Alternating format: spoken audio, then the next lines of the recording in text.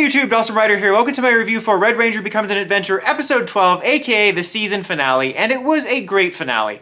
In terms of the overall plot, it pretty much goes down exactly like you would think. He uses this dangerous power to defeat the villains, he defeats them, goes out of control, his friends have to save him, and that kind of goes as expected. But it's all the stuff in between that makes it really interesting, as this episode actually has a lot of flashbacks again, starting us off actually with little snippets that feel like you're watching a Sentai episode. In fact, half of it felt like it was just an animated Sentai episode as we get into this episode about when they recruited the Pink Ranger. Oddly enough, we never learn how and when Red was recruited. I thought that's what we were getting to. There's other important bullet points. I don't know whether they get to that later in the manga. I don't think there's going to be anything revolutionarily interesting about that because it just makes sense based on everything. But I'm just curious why we haven't seen it, and I kind of just want to see it. But what I like about this is you start off with just, I think it was green, blue, and yellow. And it reminded me of other Sentais like what we did with SPD and stuff like that. Well, that's Power Rangers. I don't remember if Deca Ranger did it exactly like that. Bond joined later, didn't he? I don't know. But you know what I mean. There are certain Sentais, Gal Ranger's one, where you have part of the team formed and then one or more people join in the first episode or first couple episodes. So that felt very classic Sentai. And this reminded me of something that I didn't really think about, is you have Pink joining the team and you have her fighting off the monsters and Yellow's like, oh wow, you did a really good job. And she's like, oh, is this Sensei? Is this my teacher? Brings up two kind of interesting and fun things. One, the fact that Pink recognizes her teacher's voice from, well, her voice. That rarely happens in Sentai. I mean, we see that in all kinds of superhero media, and I've seen it happen, I think, sometimes in like comic booky stuff, but it's very rarely that it happens in Sentai. So I thought that was just a bit of fun, kind of poking fun at something you probably would recognize in real life. Also, I knew that she was a teacher, or at least I remembered it from the beginning, but I never put two and two together that you have Yellow on the team and her student on the team as Pink. That's a really interesting dynamic. Interesting dynamic. Obviously, we've had stuff like Mentor Rangers, like Shadow Ranger, Solaris Knight, stuff like that in Power Rangers and Sentai, but we've never had it that I recall where amongst the Core 5 team you have one that's like a teacher at their school or something like that. I think that would be a really cool dynamic, a cool dynamic. I would love to see that in a future actual Sentai where you have maybe a school setting and one of the teachers is part of the Core 5. I think that would be a really interesting dynamic to have again. Interesting dynamic. Had to do it. Future Dawson here with a small little insert, nothing hugely important I forgot, but just one fun bit from the flashbacks that I forgot to talk about that I really wanted to mention, which is Pink and Yellow arguing over who gets to be Pink because Yellow did not know Pink was available when she was chosen, because they're just randomly assigned. I thought that was really funny, mainly because it's something I'm sure a lot of fans have thought about or had conversations about, like, oh, how do they pick? Or, do they like the color and all that? I don't know if it's come up a lot in the show. I remember Vita not liking Pink in Mystic Force. I have like a vague recollection of some Sentai series where some character either commented on their suit whether they liked it or not. I'm sure it's come up a lot before, I just don't remember that many instances. But it just felt like one of those great little kind of meta fan jokes. Especially when she's like, yeah, of course you should be yellow, your hair's yellow. And she's like, well, you have to be Kizuna Brown then, because your hair's brown. I thought that was really funny too. Just it felt like a Sentai fan exchange. Not to mention, it just reminds me of kind of the conversations around when characters' wardrobes match their like Ranger color, especially when it comes to PR. Like I remember several times, especially for whatever reason in the Neo Saban Hasbro era,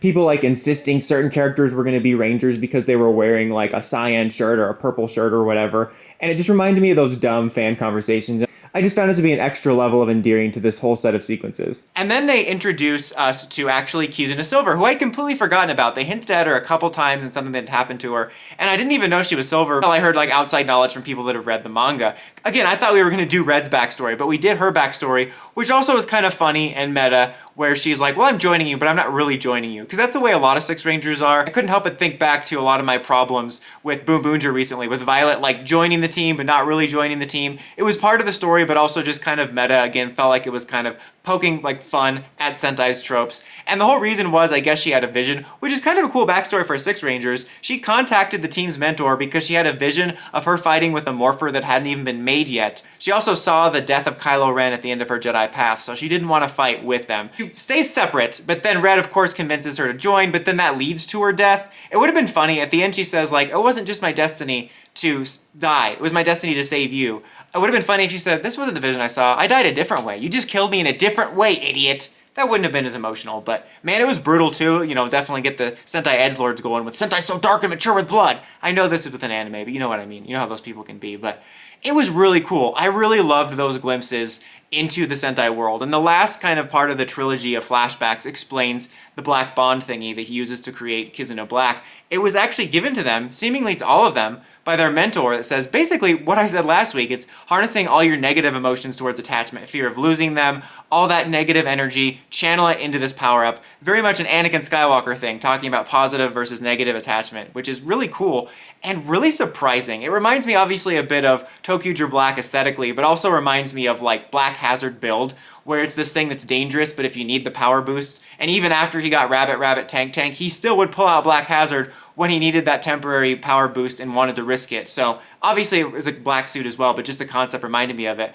But that's something so fascinating because I can't see a Sentai doing that, honestly. Like, most Sentai would preach against that. It would be something given to them by an outside source or something they created and it was taught to be negative. But the fact that you would have a Sentai where the mentor says, this is basically a bad thing, but it's a break glass in case of emergency, is such a cool idea. In fact, in general, that was probably my favorite thing about this episode. It just kind of culminated my love of the Kizuna 5 story, of course, over the course of the whole season, in terms of they like accidentally created a great Sentai. They very easily could have made it extremely surface level creations with not a lot of thought put into the mythology, and it solely existed just to have the fun bits about Sentai in another world. But they actually crafted what would actually be a legitimately great Sentai. The idea of the Band-Aids as the gimmick not only is quirky enough that it totally could be used for a Sentai or Rider series, but the concept of using it for bonds, which is very much what Sentai is often about in any given series, is genius. And there's thought out mythology around it, how it even ties to Silver, how it ties to Red's backstory with him losing his parents and then losing Kizuna Silver, and showing that he doesn't want to lose anybody and he's just been kind of band-aiding over a wound with more and more bonds.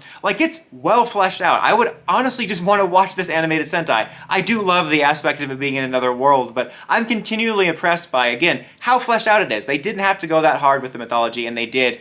And it works in a way, like I said, the Bond Band-Aid thing is so silly, but it works. It reminds me in a way of Gav, where when you lean enough into the food thing, it's so silly, but then oddly enough, it makes a weird logical sense the way certain things work.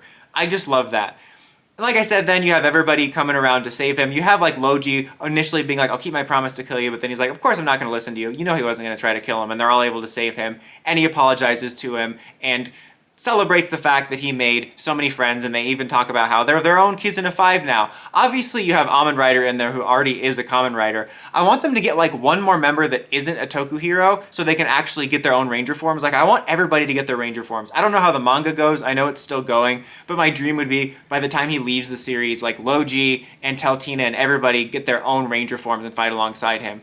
We then get two post-credit scenes. The very last one is just the fact that Vidon survived being attacked. I wish he didn't. I don't like his creeper ass. I wish he was dead. It is kind of funny seeing him in a little Demi-Devimon form though, but it just shows they survived and they're like a villain base. It seems like they're in a statue area with possibly other Toku heroes that have come to the world, but the main post-credit scene that I was excited for is finally getting a present-day POV of the main team. Honestly, I thought at some point during the season, again, haven't read ahead, that we would see maybe one or two scenes of them wondering what was going on, maybe even follow them for an episode. That will probably be next season now, but I really loved seeing that.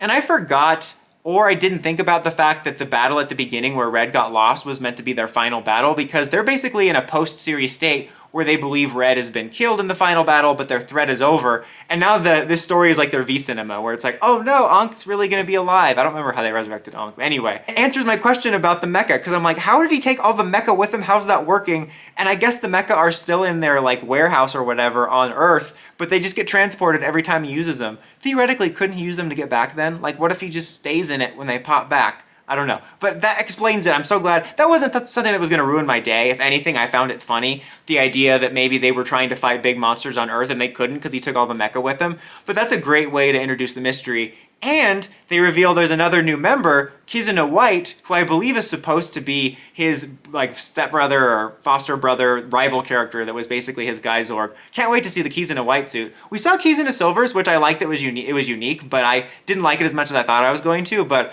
I love these suits, and White Ranger suits are my favorite, so I'm excited to see that. But yeah, great finale. Overall, it kind of sums up my thoughts on the series overall in terms of the plot of the episode, where it's pretty generic when you write down on paper what it is in terms of the story of the anime, the story of this episode. Pretty cliche story, character running out of control to do a good thing and has to be reined in.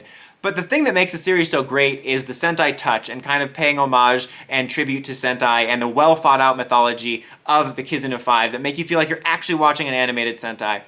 I don't think I'm going to do like a full-on series review like I usually do when I wrap up a series like this. I think I am going to do one more video about this show, though, that's going to be more like a spoiler-free series review, that's going to be more so talking to people that maybe have been wondering about giving this a chance, and just talking about why I think you should check it out if you're a Toku fan.